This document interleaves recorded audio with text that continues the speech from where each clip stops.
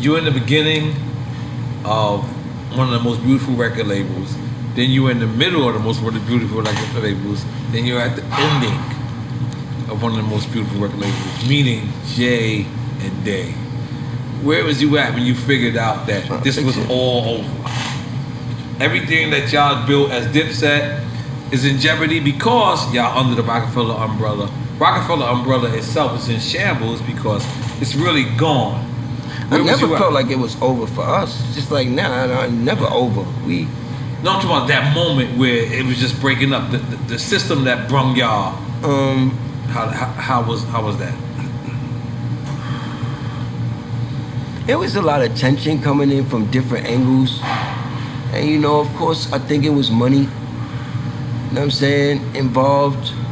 It was egos involved. It was at a time where just as much as we knew, it was just as much as we didn't know. You understand what I'm saying? We were all becoming stars in our own right, getting bigger and bigger every day. Right. You know what I mean? And the Roc-A-Fella shit, you seen what happened with them. It was almost like a pick a side thing. Like Jay and Dame split. Like you said, now whatever that thing was, I don't know. But Jay and Cam, I said Jay and Cam. Jay and Dame split down the middle. And that you seen, everybody seen what that was. That led to pick a side.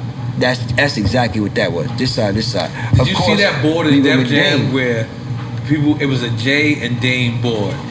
There was people that was writing artists on Jay's side and there was writing artists on Dame's side. Yeah. Did you see that board? Yeah. Okay. And Dipset was always on Dame's side? Always on Dame's side. Damn, that's crazy. I didn't know that. Yeah. But, okay, so leading up to, and like I said, me and Cam are in a great space, so I'm just talking about a situation that kind of happened. Yes. Yeah, then, so, you know, now that kind of led up to like, I'm on Def Jam now, right? Direct. Who becomes the president of Def Jam? Jay-Z. Jimmy, you look like an enemigo immediately. Jimmy is going to Koch. Cam wants everybody to go to Koch at this point in time. That's not Koch. That's Koch. It's not Koch. E1. No, it's right. Koch. You're right. It's Koch. You understand what I'm saying? Is it Lansby? Yeah, Lansby I don't know what it is now. Lansby turned into Koch. Okay. Yeah. So Cam did kind of want me to go to Koch. It was more money. He was breaking it down to me, this whole independent thing. Independent. I looked at it at the time as like, no, like for me, can I stop you for 1 second? Because at one point, Jim said, from what we hear, that he went to Lansby or Koch because Roc-A-Fella and Def Jam really wasn't interested in him.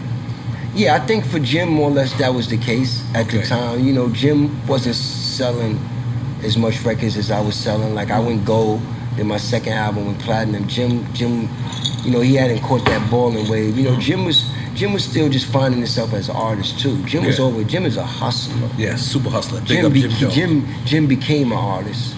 It's like I'm an artist before I'm a hustler. Jim's a hustler before he's an artist. You understand what I'm saying? As far as in this music game, the street game, I'm a hustler before I'm anything. Right. You know what I'm saying? But in the music game, that's how it was. So Jim, I don't even think Jim kind of knew where he would be as far as musically as an artist. But Jim just knew he was gonna ride this motherfucker till the wheels fall off. He did. You understand what I'm saying? And so you gotta remember his role as well. Yeah. A lot of people don't give him his flowers. Jim Jones was Cameron's hype man. Yeah, no, from where that's nobody ever would think that he would metamorphosize into an artist to even have a hit record as Bowling or to direct videos. We know that. He didn't know. He may not have known that early on. Jim, that's my point though. Jim didn't know that shit. But is what I'm saying. He gonna ride this motherfucking, take everything he could take along the way. So that's you want some Ace of Spades? That's who Jim is. You understand what I'm saying? Get you some Ace of Spades, brother. So make a long story short, right? I respect the guest hat. Come on, guys. So we leading up. Jim was going to Koch, right? He didn't he wasn't the artist like I was. I was just, Juelz. I was a superstar that won everybody. You know what I'm saying? I was the reason we got the deal at Def Jam. Like I was the one who said, if Jim don't get a deal, I said it in my rhyme. If then Jim got to get a deal for you to sign me. That's how we made it. All right, to sign me, you got to sign the Diplomats. That's how we did it. Cam, of course, it was the idea, but I had to embrace that. I could have just went off and, you know what I mean? Right. whatever, you know what I'm saying, fuck shit up at that time, you know what I'm saying? But I knew, you know, cool, this is what we doing. Make a long story short, moving forward, up to the part, Jay becomes the president of Def Jam. I'm still at Def Jam. We in cahoots. Semi-beef with Jay-Z and them.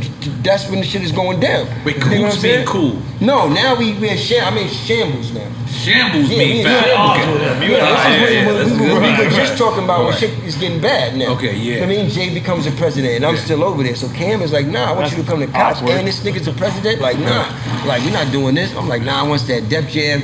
Koch is not a good look for me. Right. I'm a mainstream artist. I want to be on a mainstream label. And let's be clear. You know I want to be clear. At that time, 50 is also on the radio saying, if you go to Koch, this is a graveyard doing that. That was a little bit after. Okay. This specifically, that was a little bit after. All right. But that came about too. You know what I'm saying? But so I'm telling you that to say this, you know. So you was optimistic with Jay? It wasn't about Jay. I just wanted to be at Def Jam. Right. You know but you felt you could deal with that. Him I'm still, because I know how loyal I am to Cam. I'm never gonna break that. Ain't nobody could come in between.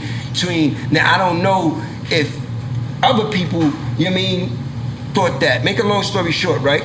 Is L.A. Reid also the other CEO? Yeah, him and L.A. Reid was up there. Yeah. So I'm just talking about the time.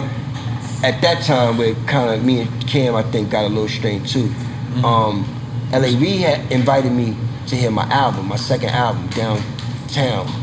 Did he put on Vaseline? Of course he did. That's what he does. He put on Vaseline with his pinky.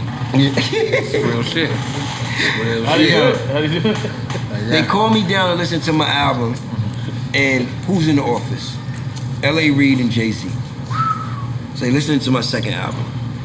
I didn't know Jay-Z was going to be there. Cool. It's just awkward. I get the call as soon as I'm walking out there. I don't even get a chance to call Cam. Cam calls me. Of course, he found out Jay-Z was in the office, so of course he wasn't too happy with that. You know what I'm saying? But I just had to break it down to him that, yo, bro, I didn't know Jay was going to be in the office. You know what I'm saying? Right. And I think at this time, everything I'm talking about, people, was at this time. It's years ago. You know what I'm saying? At this time, I don't know if he thought I was. You was playing the other side? Yeah, I don't know. I just think these are the type of things that would happen, and then, it was things I was looking at on his part. Then I'm like, damn, is he doing this to fuck? You know what I'm saying? I'm just telling you how things even got to where they got to. You understand what I'm saying too? But who's he? When you say he? Well, I'm saying Cam. Oh, okay, Cam. I'm saying, but the reason you've never heard me get on, me, I had a couple times that when I was kind of really mad. I mean, it said, but I've always respected, even like the Apollo show. Cam took me to the water. He showed me how to fish. That's right. I'm forever grateful. You'll never hear me really talk. You know what I'm saying? Now, can I tell you a story? I could tell you a story about things that's happened. You know what I'm saying? But for the most part, that's my brother. Like, what he did for me, always going to outdo whatever has been done that we've argued or fought about. You know what I'm saying? So love that. I got mad love for Cam. I got mad respect for Cam. We in a great place. We got a lot of stuff up and coming, moving forward. So, I ain't really gonna talk too much. Just look, stay tuned. That's it. This is all you know what I mean? But yeah, he wasn't too happy about that little meeting I had with Jay-Z. Meeting with Jay and L.A. Reid. And he definitely put on lip gloss. And that's important. And Cam was like, yo, these niggas down there. So I think he called Jay and flipped on Jay. Don't be having my artists come down there and I mean, as he should. Cam went crazy. But you as a youngin', I imagine you're a young one at this time. You can correct me if I'm wrong. Are you understanding Cam plot, or are you sitting back and saying, yo, damn, y'all are thinking I'm about to elevate, and he kind of hated? Yeah, I did a little bit. I used to feel like that. I think I was. But you be wrong. Everybody's mind. It's almost like, all right, I'm gonna take for instance, right? My cousin got killed. God bless, right? God bless. And there was a lot of things that transpired within that week, and a lot of niggas that could have got hit. You know what I'm saying? If God wouldn't have kind of kept pointing us into the right direction, because everybody looked like a suspect.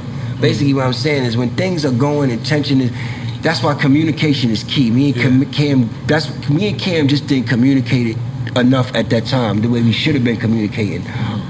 Him being Cam the boss and me being just the artist, like, yo, listen, bro, this is what's going on, this is what's going on. Instead of letting a lot of time get in the way, distance get in the way, him doing things, me doing things over here, him doing things over here, allowing me to think it could be like this, him thinking over there, oh, it could be like this. And I think that's how it happens at all parties, and that led to us, you know, going through what we went through personally, and, you know, at that time. And like I said, that's the past, but I just wanted to, you know, that's just kind of like a story that, I mean, a lot of people don't know that whole Jay-Z meeting that with the me going up there and you know what I'm saying? So that happened. And then at one point, like y'all was beefing, right? Whatever, right? And then he goes, but Juelz is out of this contract, right? You remember that? Mm-hmm. And then he goes, Juelz is out of this contract. And then that was like the time we all like, oh, okay, so what's going on with Juelz got out of this contract? What was that moment like for you? What moment? Because when he said that, I think he went on Funkmaster Flex or something. Yeah. And Flex asked him. Was he Cam? Yes, Cam. I'm sorry. Apologize.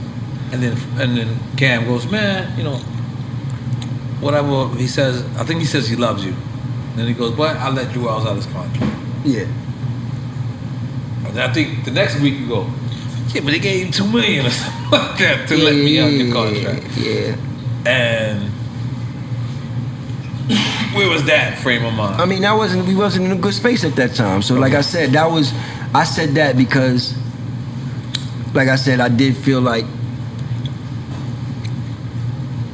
the way it was said kind of made him look good, and it made me, like, I just let him out. I was like, you know, but you got compensated for it. Right, yeah. You know what I'm saying? Like I said, we weren't in a good space at that time, but like, I'm just going to show y'all that I would never cross the line and go as far as, you know what I mean, like, this ain't, or Cam ain't this, or, you know, like I said, for the most part, what Cam has done for me overall has been one of the best things that's ever been done for me in my life.